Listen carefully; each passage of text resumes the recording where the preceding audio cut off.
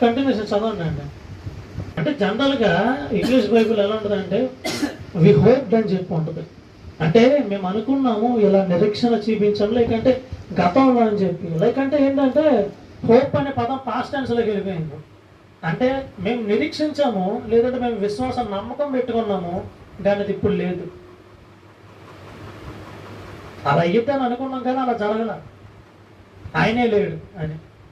అదే ప్రభు అయిన క్రీస్తుకి వాళ్ళు అక్కడ చెప్తే అక్కడ అంటే ఆ సందర్భంలో చూస్తే అదే మాట్లాడుతున్నారు. యెరూషలేములో జరిగిన పరిస్థితుల గురించి నీకేం తెలియదా? అక్కడ ప్రభు అదే క్రీస్తుని మెస్సయ్యని మేము ఎవరినైతే అనుకున్నామో, ఎవరైతే మా కోసం ఇదంతా చేస్తానని అనుకున్నామో ఆయనే ఇప్పుడు లేడు అని చెప్పి. జనరల్గా అంటే యూదులకి ఈ యొక్క తోరాహలో కానీ వీటిలో ఏంటంటే మనకి ఈ యేసు ప్రభు సంబంధించినట్టే మెస్సయ్య ఏం చేస్తాడు ఇదంతా కూడా మనకు ఉంటుంది. అది ఒకటనే కాదు కానీ చాలా ఉంటుంది.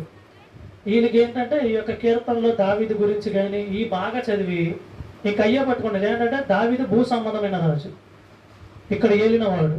ఇప్పుడు దావీదు వంశం నుండి వచ్చేవాడు, దావీదు కుమారుడైన పిలువబడ్డేవాడు కూడా భూ సంబంధమైన రాజ్యం, భూమినే ఏలాలి, అలానే వెళ్తాడు. ఇంకా అదే ఫిక్స్ ఒక మిలిటరీ ఫిగర్ లాగా ఆయన అనుకున్నారు, ఒక మిలిటరీ కమాండర్ లాగా ఈ రోమిల మీదకి వచ్చి యుద్ధం చేస్తాడు అని చెప్పి. ఇజ్రాయేల్ని ఆ రోమిలో ఒకనేనండి పాలించింది, ఇంకా ఏమైనా ఉన్నారా?